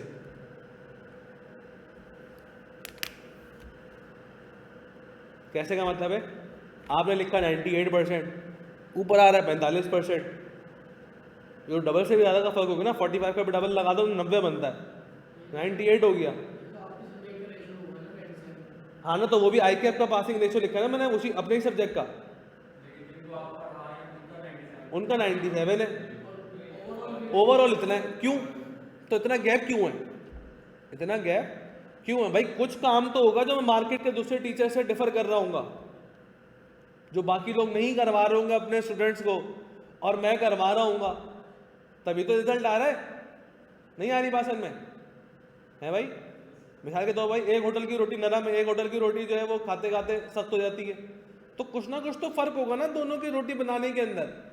जो उसकी रोटी जो है वो नरम तक रहती है 2 घंटे 3 घंटे बाद भी, उसकी बोलो खाते खाते। हमारे घर में नहीं होता कि नहीं यार इसका आटा अच्छा नहीं है यार उससे लेके आना, यार ये सही नहीं बना रहा हो, कच्ची रोटी बनाता है वो ज़्यादा कड़क कर देता है उससे लेके आना वो वाला अच्छा है। ऐसे नहीं करते घर में, हमारे मेरे घर में तो होता है भाई ऐसा, आपके आई एम श्योर आपके घर में भी ऐसा होगा।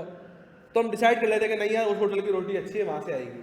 तो कहने का मकसद ये है कि भाई एक बड़े होटल सारी रोटियां मिला के बना रहे हैं 45% और एक हम लोग बना रहे हैं 97%। या तो आईकेएफ हमें बना रहा है या मैं आपको बना रहा हूँ, दोनों में से काम एक हो सकता है। या तो आईकेएफ हमें बना रहा है, वो एक अंडी की मीम है ना, ये सब मिलके हमें बना रहे हैं।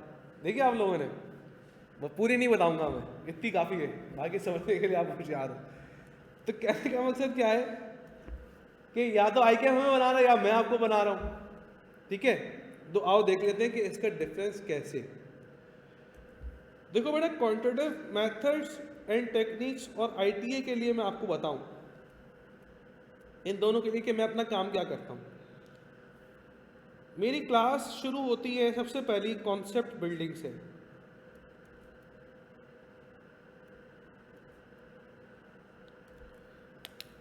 सबसे पहला काम जो मैं करूंगा ना वो कॉन्सेप्ट बिल्डिंग करता हूं कि यार अगर एक चीज हम पढ़ रहे हैं तो हमारी सीए की लाइफ में इसका क्या काम है? बच्चा पूछता ना ये क्या है, पंखे को देख के ही बताया था।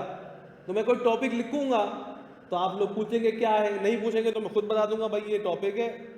फिर ये टॉपिक क्यों है भाई, हमारे कोर्स में क्यों है। मैं ज़ैनब से पूछिएगा चार्टर्ड अकाउंटेंसी का काम तो ऑडिट करना है, अकाउंटेंसी का काम करना है, टैक्स का काम करना है, इकोनॉमिक्स क्यों पढ़ाई जा रही है हमें। फिर वो रीज़न बताएंगे भाई इकोनॉमिक्स क्यों बताई जा रही है।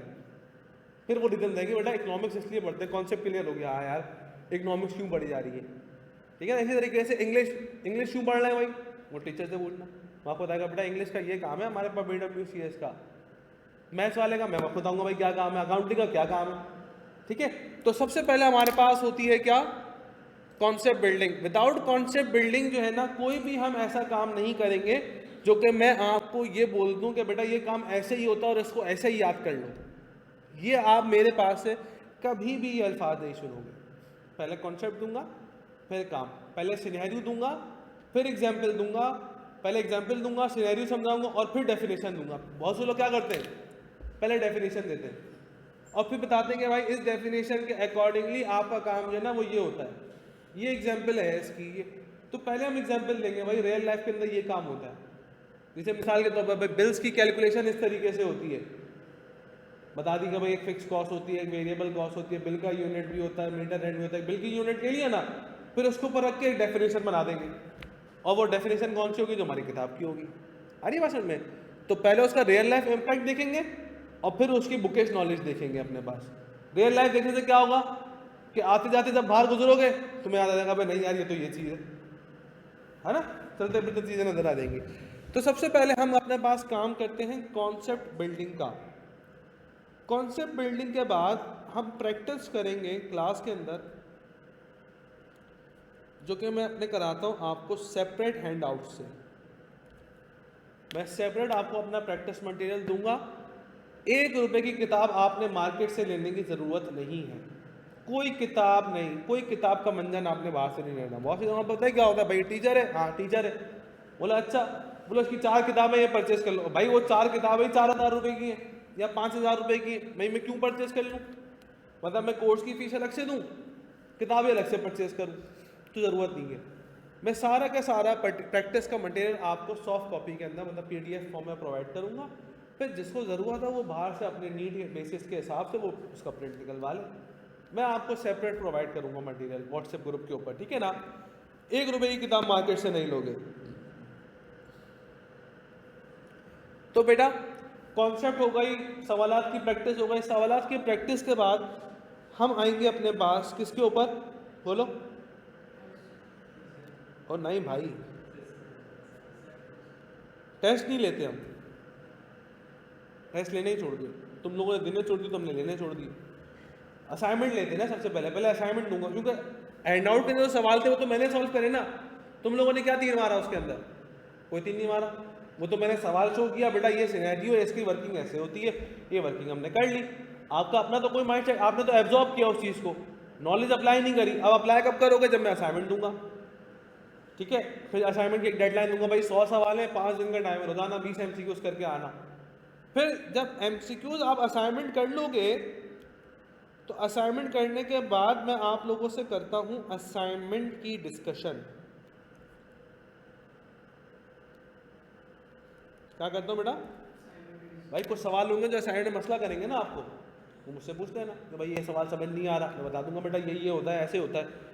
असाइनमेंट के डिस्कशन के बाद जब सारा काम हो जाएगा फिर हम लेंगे टेस्ट।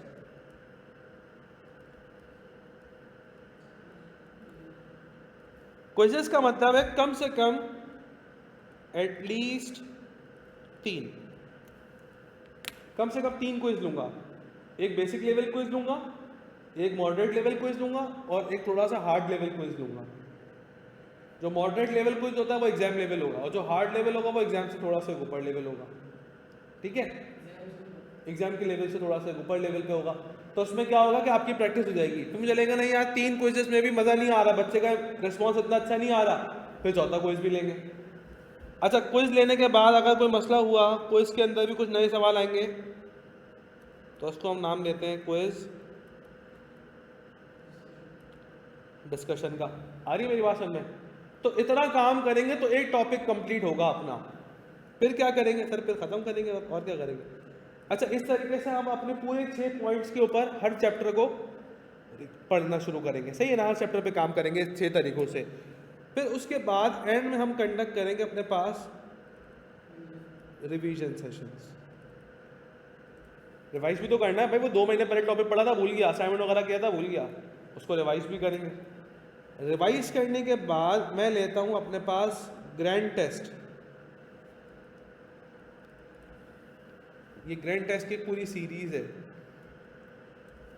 तो इस ग्रैंड टेस्ट की सीरीज में कहा था टेस्ट तो हमने पहले भी दिए थे लेकिन इंडिविजुअल चैप्टर्स के दिए थे।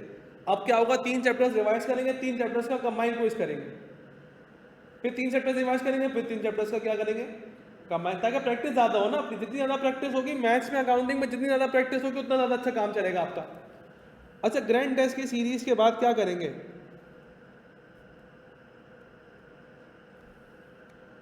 मॉक लेंगे, पेपर लेंगे आपसे फाइनल। अगर सर वो पेपर में कोई मसला हुआ कुछ MCQs के अंदर तो वो क्या करेंगे भाई? And last but not the least,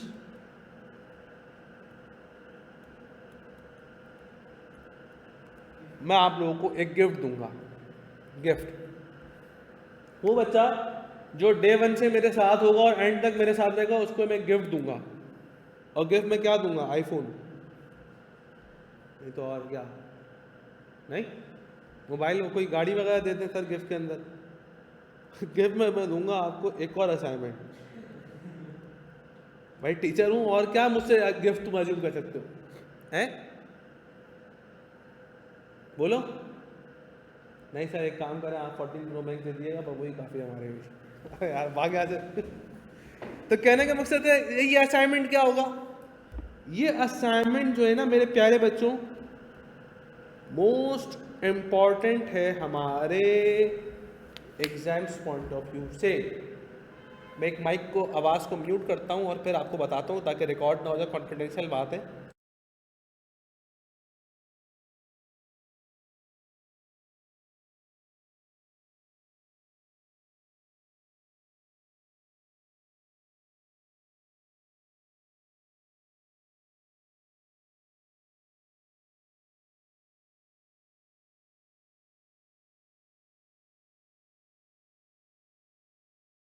होता है कि आपको कैसे पता चला? या तो आपने पेपर बनाया ठीक है, तभी आपको पता है, या तो कोई दूसरे मामला आते हैं तो वो मैं आपको नहीं बताऊंगा, उससे आपका क्या ताल्लुक है भाई? आप अपने काम से काम रखो, मैं अपने काम से काम रख रहा हूँ, आप अपने काम है। आपका क्या है? कहीं से भी कहीं से भी हुआ कुछ आपको तो मिल रहा है ना, अपना काम करें, बस खत्म हो गई बात। इसमें हमने को पढ़ना ही नहीं है। अब्बा पैसे दे रहे, सही है मेरा भाई, कहाँ से लेके आए, जरूरत ही नहीं करने की। अब्बा काम है, अब्बा लाना, वो काम लाना, हम अपना पैसे ले लेंगे, अपना काम कर लेंगे। अच्छा, मैंने एक फितने का नाम लिया था स्टार्टिंग में, लिया था 3 फितने बताए थे। 2 तो बड़े मशहूर हैं, एक नया फितना जो अभी मार्केट में इन्वॉल्व होना शुरू हो गया है। उन फितनों ने क्या कर लिया है, कॉपी पेस्ट का कारखाना खोल लिया। क्या खोल लिया? कॉपी पेस्ट का कारखाना खोल लिया, अपना प्रिंटिंग प्रेस खोल लिया कॉपी पेस्ट का। बोलो अच्छा। बोलो अकाउंटिंग कितने लोग पढ़ाते हैं? बोलो पाकिस्तान में 5 लोग पढ़ाते हैं। पांचों के असाइनमेंट उठाओ, कुछ इधर से छापो, कुछ इधर से छापो, कुछ इधर से करो, कुछ इधर से करो, चल मेरा भाई अपना नाम। और भाई वो तुम्हारी कोई अब्बू की थी क्या? वो दूसरे बंदे की मेहनत थी। ठीक है, तो इस फितने से आप लोगों ने, मैं बार बार बोल रहा हूँ, फितने से बचना होगा आपने मार्केट के अंदर। अभी तो स्टार्टिंग है, आओगे तो मैं पूरे नाम बता दूंगा तुम्हें, और मसला नहीं है अभी ये लिए नहीं, इतना ही काफ़ी है। तो कहने का मकसद ये है प्यारे बच्चों, और एक और चीज़, ये जो प्रैक्टिस है ना, आईकेप में जो डिफ़िकल्टी लेवल है मेरे हिसाब से वो 4 है। ये आईकेप का है। डिफ़िकल्टी लेवल आईकेप में क्या है बोलो? ये मैंने अपने हिसाब से बनाया कि भाई आईकेप लेवल 4 तक की आके प्रैक्टिस करता है। हम कहाँ तक की प्रैक्टिस करेंगे? हम अपनी क्लास में जो प्रैक्टिस करेंगे वो कहाँ तक की करेंगे? हैं? ना मैं 5 की कराऊंगा, ना मैं 6 की, ना मैं 7 की, ना मैं 8 की, ना मैं 9 की। मैं आपको लेके आऊँगा डिफ़िकल्टी लेवल 10 पर। उससे पता ही क्यों होगा? क्या होगा उससे? ये होगा, उससे क्या होगा? उससे ये होगा कि जब वो बच्चा पेपर में जाएगा ना, उसको वो बोलेगा यार ये तो कुछ भी नहीं है, ये तो बच्चों वाला सवाल मुझसे पूछते, इसके कॉम्प्लेक्स सवाल तो मैं क्लास में करके आ रहा हूँ। उसका माइंड उसके हिसाब से चलना शुरू हो गया ना यार। मिसाल के तौर के ऊपर एक बंदा गाड़ी चलाना सीखता है, सेम बंदा जहाज चलाना सीखता है। वो गाड़ी चलाना सीख गया, वो जहाज चलाना सीख गया है। क्यों? जहाज चलाना तो बहुत मुश्किल है। अबे भाई उसने माइंडसेट अपने हिसाब से, उसको ट्रेनिंग उस हिसाब से दी गई ना, तो एक बड़ी चीज़ पर चलना शुरू हो गया। गाड़ी चलाने वाले को उसके हिसाब से ट्रेनिंग दी जा रही है।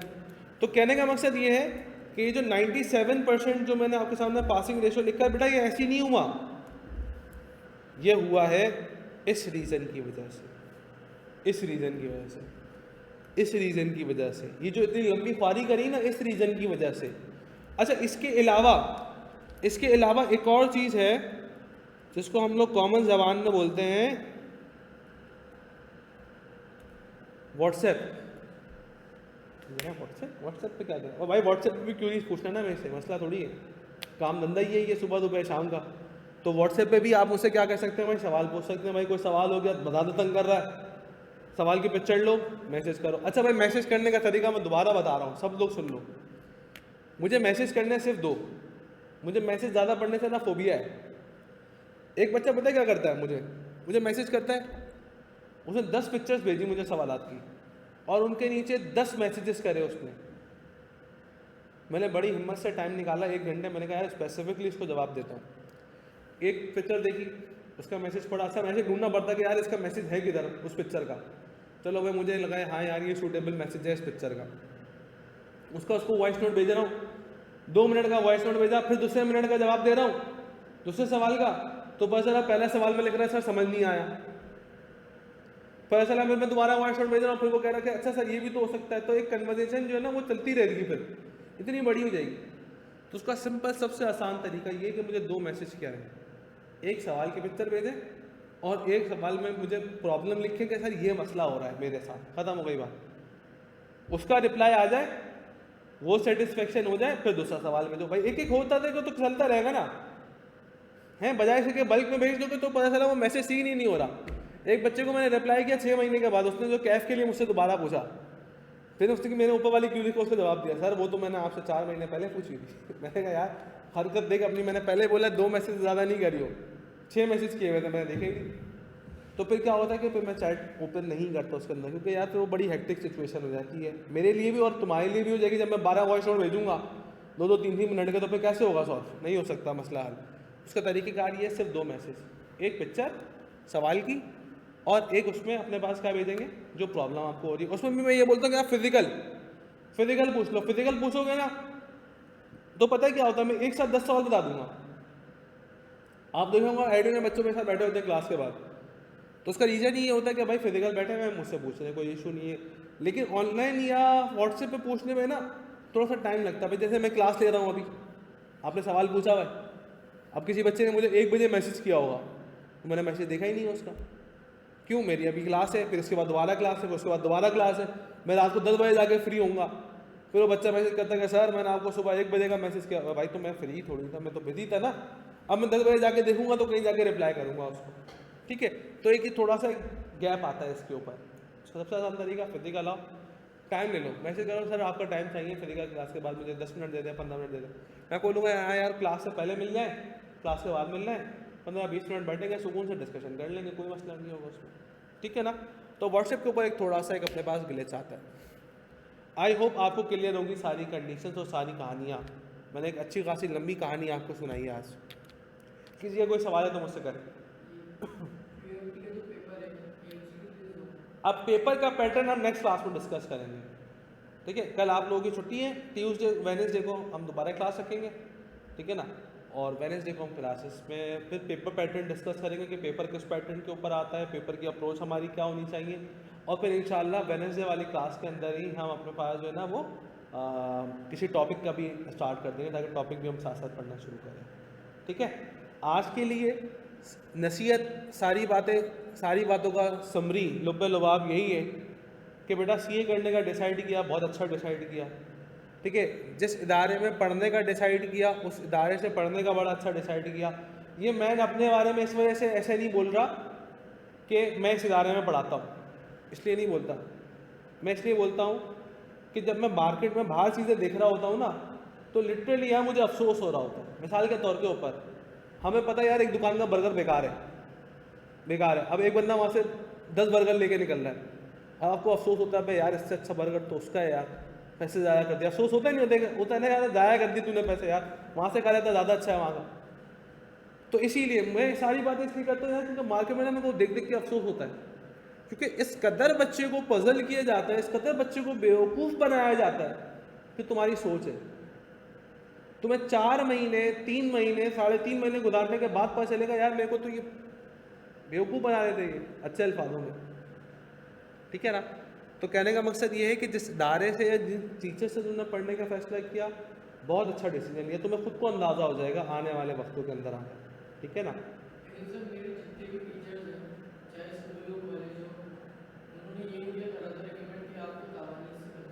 देखो बिल्कुल सच बात है, बिल्कुल सच बात है। देखिए मिसाल के तौर के ऊपर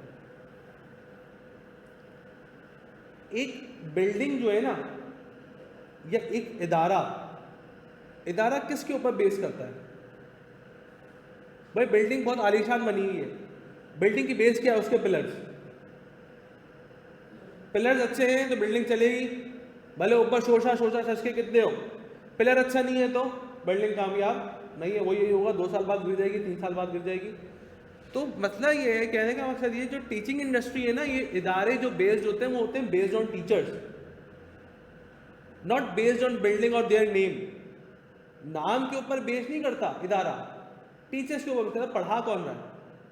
अब मिसाल के तौर के ऊपर जहां का आपने नाम लिया वहां पर टीचर्स पढ़ाते थे आज से 25 साल पहले, आज से तो लोगों के जहन में जो नाम है वो 25 साल पुराना नाम है। यार जूते कहाँ से लेने? बाटा के लेने हैं। शूज़ कहाँ से लेने? बाटा से। भाई इंतहाई बेकार जूते होते हैं, मैं तो आज तक एक जूता नहीं खरीदा बाटा का, लेकिन लोगों के जहन में क्या है, किसी बूढ़े से ही पूछा भाई जूते कहाँ के लूँ, यार बाटा के लेना, यार जूते पायदार जूते होते हैं। तो ये वही है जो रिकमेंडेशन तुम्हें मिली, आती मेरी बात समझ में। तो ये जो इंस्टीट्यूट्स होते हैं ना, वो होते हैं बेस्ड ऑन टीचर्स। पढ़ा कौन रहा है भाई, मुझे बताओ ना यार। खुद डिसाइड कर सकता है कि उसने किस बंदे से पढ़ना है। टीचर्स बेस्ड इदारे जो होते हैं ना, जो टीचर्स के ऊपर फोकस करते हैं और टीचर्स पढ़ा रहे होते हैं, वो इदारे सबसे अच्छे होते हैं। एक बात याद रखना, रेदर देन कि ऐसी जगह बहुत सारे मार्केट में नाम ऐसे हैं, मैं आपको अभी ये वक्त के साथ साथ बताऊंगा, जो कि किसी टाइम के ऊपर बहुत सुप्रीम इदारे होते थे, जिसमें से एक नाम तुमने लिया, किसी ज़माने में होते थे। वो भी उन्होंने नाम क्यों बनाया? अपने टीचर्स की वजह से बनाया। टीचर गया, नाम गया, टीचर गया, खत्म हो गई बात यार। जो बंदा गुडविल क्रिएट कर रहा था, जब वही गया तो वो अपने साथ अपनी गुडविल भी तो लेके जाएगा, नहीं लेके जाएगा? बिल्कुल लेके जाएगा। आज उसके नाम के ऊपर बच्चा नहीं आ रहा, बच्चा कहाँ जा रहा है? जहाँ वो पढ़ाता है बंदा, ठीक है। तो कभी भी ऐसा हो ना, तो पहले थोड़ा सा टटोल लिया जाए कि यार हो क्या रहा है मार्केट के अंदर। एक और बात बोलूँगा मैं, पहले ज़रा मैं ऑनलाइन वालों को अल्लाह हाफिज़ कर दूँ। इसका कोई सवाल तो नहीं है ना इसके अकॉर्डिंगली? बस फिर क्लास अपनी यही वाइंड अप करते हैं और इंशाल्लाह फिर आप लोगों से वेडनेसडे को मुलाकात करेंगे, ठीक है ना? चलो, अल्लाह हाफिज़।